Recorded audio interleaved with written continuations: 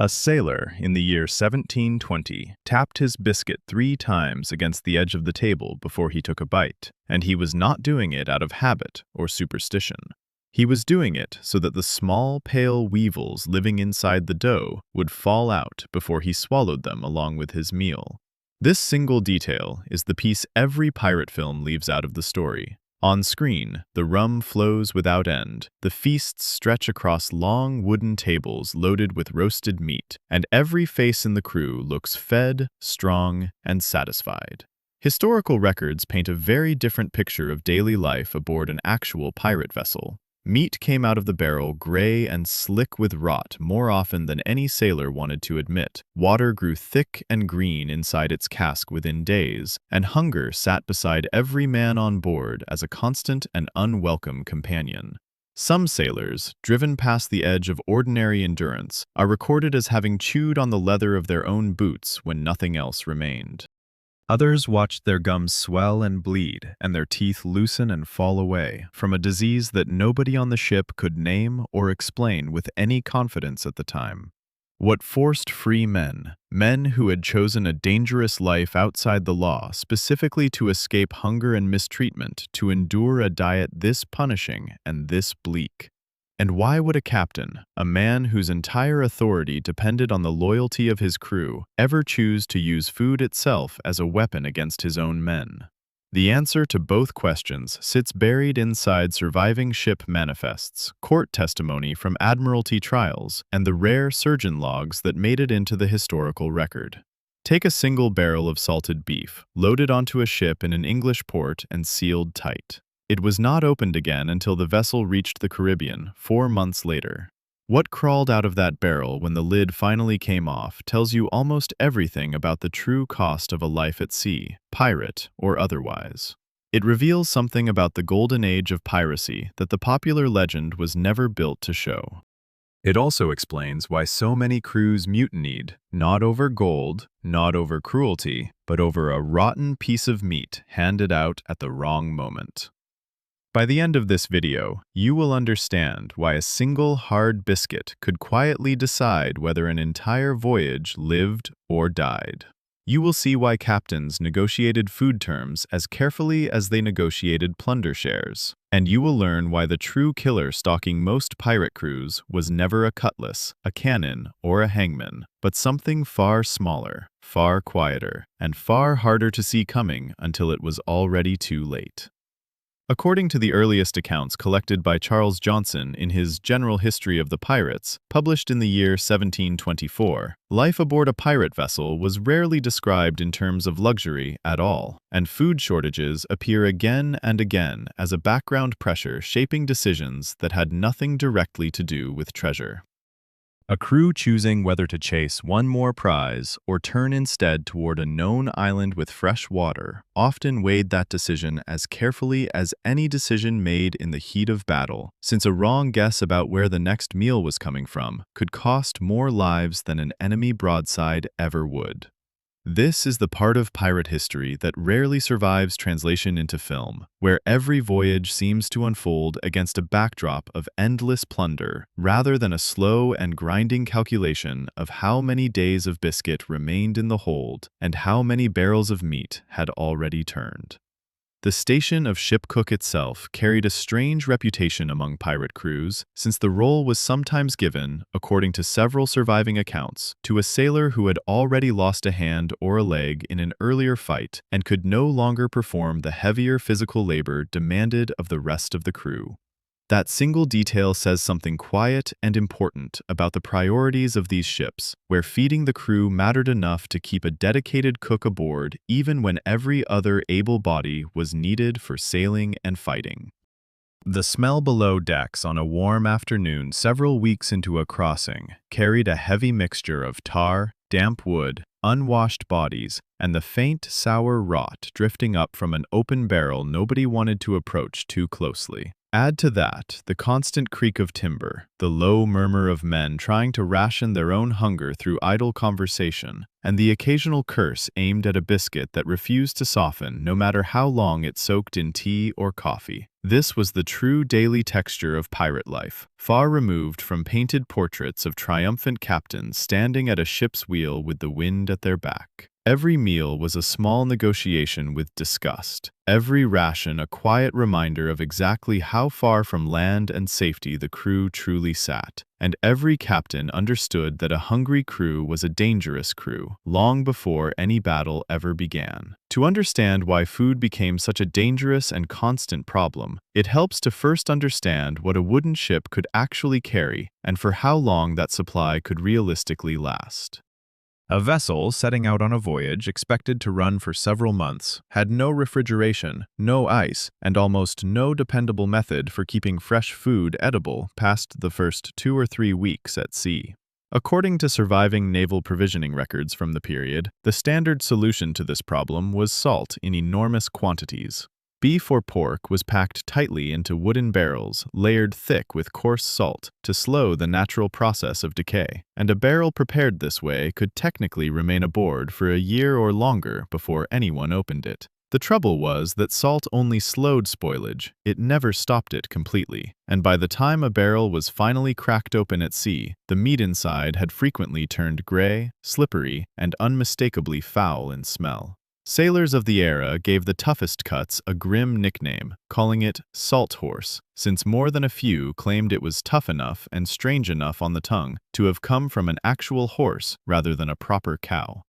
Sitting beside the meat barrel, in nearly every hold, was the ship biscuit, a hard disk of flour and water, baked without yeast so that it could survive for months without spoiling in the ordinary sense of the word. This is exactly where fact and myth pull sharply apart. The myth holds that pirates dined on fresh fruit and roasted meat pulled straight from sun-drenched tropical islands, a comfortable fantasy borrowed more from later storytelling than from the working routine of an actual crew. Historical accounts confirm the opposite, far more consistently, describing biscuit and salted meat as the true backbone of shipboard meals for weeks or even months between visits to any port. The biscuit carried its own private horror within it, since the warm, damp air below decks proved to be perfect breeding ground for a small, pale weevil that burrowed straight into the hardened dough and made a home there, alongside tiny beetles that sailors sometimes called bargemen for the way they seemed to ride the biscuit like a raft. Sailors developed the practical habit of knocking their ration hard against the table or the rim of a cup before eating. The routine was meant to dislodge as many of the insects as possible, though by most surviving accounts, it rarely removed every single one. Plenty of men simply chose to eat in near darkness below decks, rather than look too closely at what sat on their plate. Water presented its own separate danger entirely, since it was stored for months in wooden casks that grew slick with algae and unseen bacteria within days, turning both the taste and the color of the ration increasingly unpleasant as a long crossing wore on, sometimes forcing crews to strain the water through cloth before anyone would drink it at all. This is part of why rum, brandy, and beer traveled aboard in such large quantities. It was not purely for the drunken celebration the popular legend suggests. Alcohol resisted spoilage in a way plain water simply could not, and beer in particular was a standard part of shipboard provisioning long before piracy existed. Later, in the Royal Navy, rum was diluted with water into a mixture called grog, specifically to stretch the ration and make a failing water supply more bearable, a practice that reflects just how unreliable drinking water had become by the middle stretch of a long voyage, without replacing water as a daily staple altogether.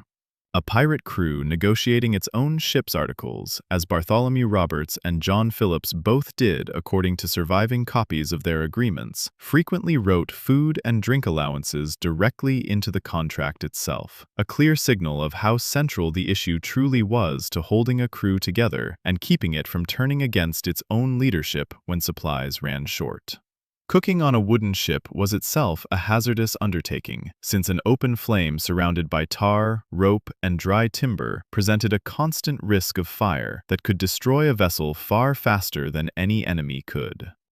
According to surviving accounts of shipboard life, cooking fires were typically confined to a small brick or sand-lined hearth below decks, and rough weather often made lighting a fire impossible for days at a stretch, forcing the crew back onto cold biscuit and whatever salted meat could be eaten without preparation. When conditions did allow it, meat was usually boiled rather than roasted, partly to soften the toughened salted fibers, and partly because boiling required less careful attention than a flame used for frying or roasting. A typical daily ration on many ships of the period allotted each man a portion of biscuit alongside a smaller portion of meat, supplemented by dried peas or oatmeal when available, with the exact amount shrinking sharply the longer a voyage stretched past its planned length. Officers kept a running count of remaining barrels with real anxiety, since a miscalculation discovered only after weeks at sea left no room for correction until the next port or the next captured prize appeared on the horizon. The deeper danger hidden inside every barrel of salted meat and every crate of biscuit was not simply an unpleasant taste, it was a disease that quietly dismantled the human body from the inside over a matter of weeks. Scurvy, caused by a prolonged lack of vitamin C in the diet, stood as the true silent killer of the entire age of sail, and it thrived specifically because fresh fruit and vegetables could not survive the months required for a long ocean crossing, the way salted and dried provisions could. According to ship surgeon accounts from the period, the earliest symptoms crept in quietly, showing up first as fatigue and sore joints that a working sailor might easily dismiss as ordinary exhaustion from hard daily labor aboard a moving ship. Within a matter of weeks, the gums would begin to swell and bleed on their own. Old wounds and broken bones that had healed cleanly years earlier would sometimes reopen without warning, and teeth would loosen in their sockets before falling away entirely. In its most advanced stage, the disease left grown men too weak to climb rigging or haul a single length of rope, quietly turning a once healthy crew member into a passenger the ship could barely afford to feed, let alone carry through a fight. This was never a rare misfortune striking one unlucky sailor out of an entire crew. It was a routine and fully expected cost of long ocean voyages across every navy and every pirate ship active during the era. Some naval historians have gone further, estimating that scurvy alone claimed more lives across the age of sail than storms, shipwrecks, and battle combined, though the exact figures vary between sources and should be read as an informed estimate rather than a settled count. Naval physician James Lind conducted one of the earliest documented clinical trials in medical history during the year 1747, testing several competing remedies side by side on sailors already suffering from advanced scurvy aboard a Royal Navy vessel. Citrus fruit produced results so far ahead of every other treatment tested that the outcome could no longer be dismissed as mere coincidence by anyone paying close attention. And yet, by some accounts, it still took the Royal Navy several more decades to fully adopt citrus rations across its entire fleet, a slow and frustrating institutional response that likely cost countless additional lives in the years stretching between the original discovery and its eventual widespread use. Pirate crews, operating entirely outside any official medical establishment or naval bureaucracy, had no structured access whatsoever to this emerging knowledge and depended almost completely on whatever fresh provisions they could raid, trade, or steal directly from merchant vessels and coastal settlements along their route. This produced a telling pattern within pirate raids themselves. Surviving accounts of captured merchant ships mention boarding crews searching cargo holds for oranges, limes, and other fresh produce, alongside the usual search for coin and silver. A chest overflowing with gold could not cure scurvy, but a crate of citrus fruit genuinely could help. And by some accounts, crews who had spent months at sea and felt the disease creeping into their own joints valued fresh produce highly for exactly that reason. This helps explain why coastal islands with fresh water and fruit trees became prized stopping points that pirate crews returned to again and again, rather than random patches of shoreline chosen at will. The scale of the danger becomes clearer when set beside a documented naval expedition from the same broader century. Commodore George Anson set out on a lengthy circumnavigation in the year 1740 with several ships and close to 2,000 men. By some accounts, scurvy alone claimed a majority of that original number before the voyage ever reached its conclusion. The loss of life was so severe that it helped push British naval authorities toward finally taking the disease seriously as a matter of official policy rather than treating it as an unavoidable cost of a life at sea. Privateer Captain Woodes Rogers, whose own voyages around the same period brought him into direct contact with pirate crews in the Caribbean, recorded similar patterns of illness and depleted strength among his own men during long stretches without fresh provisions, according to journals he kept during his expeditions. Set against this backdrop, a pirate crew was never facing some unique or unusual hardship invented by their outlaw lifestyle. They were facing the same universal danger that threatened every ship of the era, pirate, naval, or merchant alike, with the crucial difference being that a pirate crew had no royal treasury and no official supply chain standing behind it when the fresh provisions ran out. A single ship biscuit could weigh close to half a pound and was baked deliberately hard enough to survive a fall onto a wooden deck without breaking, which is exactly why sailors soaked it in tea, coffee, or broth before attempting to eat it at all. Surviving sailor journals from the period complain openly about biscuit that seemed to move on its own once it was broken open, and ship surgeons occasionally noted in their logs that a single ration could contain dozens of small weevils and grubs by the later months of a voyage. Salted meat fared no better by most accounts, with journals describing barrels opened to find pale worms threaded through the fibers, a detail sailors of the era treated less as shocking news and more as an unpleasant fact of daily life to be picked out by hand before the meal continued. Here the story takes a turn that most casual retellings of pirate life conveniently skip past. Food was never only a matter of survival. It also functioned as a genuine tool of control, and captains understood this reality better than almost anyone else standing on deck. The ship's articles that governed pirate crews, several surviving examples of which have been studied closely by historians, frequently addressed rations directly, in some cases guaranteeing equal portions for every man aboard regardless of rank, as a deliberate way to keep a crew loyal and unified under pressure. This arrangement stood in sharp contrast to the rigid hierarchy found on naval vessels of the same period, where officers routinely received better cuts of meat, fresher bread, and noticeably larger portions than the ordinary sailors serving beneath them, a pattern confirmed repeatedly by surviving Royal Navy provisioning records. Some historians studying pirate governance have pointed to this relative fairness in rationing as one of the genuine draws that pulled struggling merchant sailors toward piracy in the first place, since a harsh outlaw life with fair food could feel, for certain men, like a better bargain than a lawful life spent hungry while officers ate comfortably nearby. That said, equality written on paper did not always survive the pressure of an actual crisis unfolding at sea.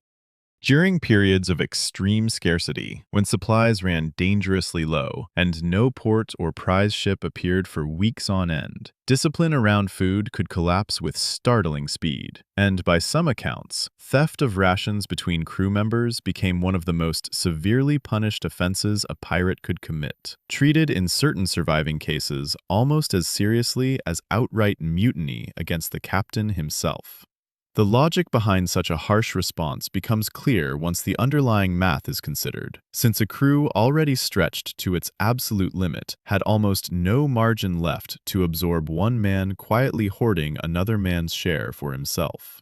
Some captains reportedly used the promise of a coming feast, timed deliberately around a successful raid, as a way to keep restless crews focused during the leanest stretches between prizes, turning hunger itself into a kind of leash. In the most extreme documented cases of maritime disaster from this broader era, crews stranded without food for extended stretches resorted to measures too grim to describe in detail here. Surviving Admiralty court records mention these cases only in the driest and most clinical language available.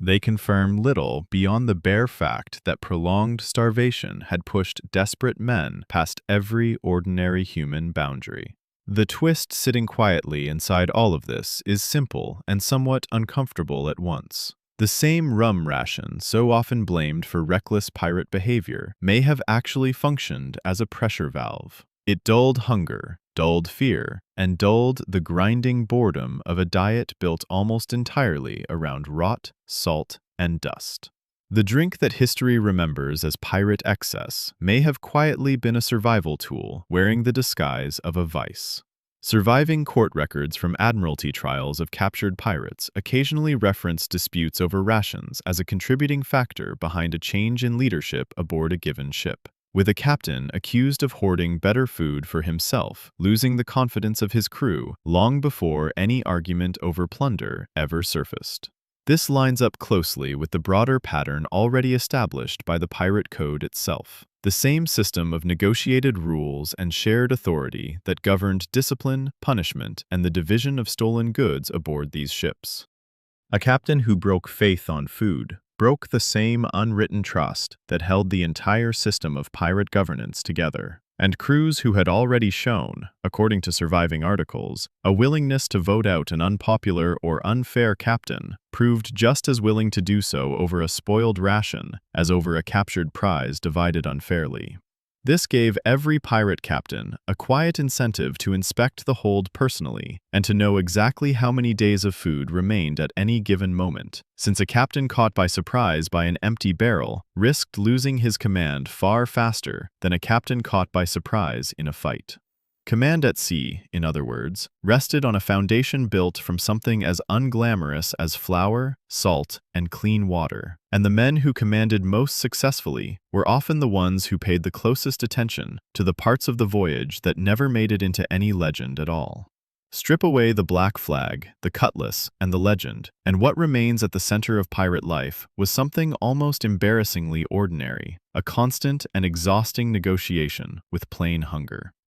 The freedom these men sought by turning to piracy, freedom from harsh naval discipline and unfair pay, never once included freedom from the basic biology of the human body itself, a body that still needed vitamin C, still needed clean, drinkable water, and still broke down in exactly the same way whether the flag flying above it was black or the flag of a king.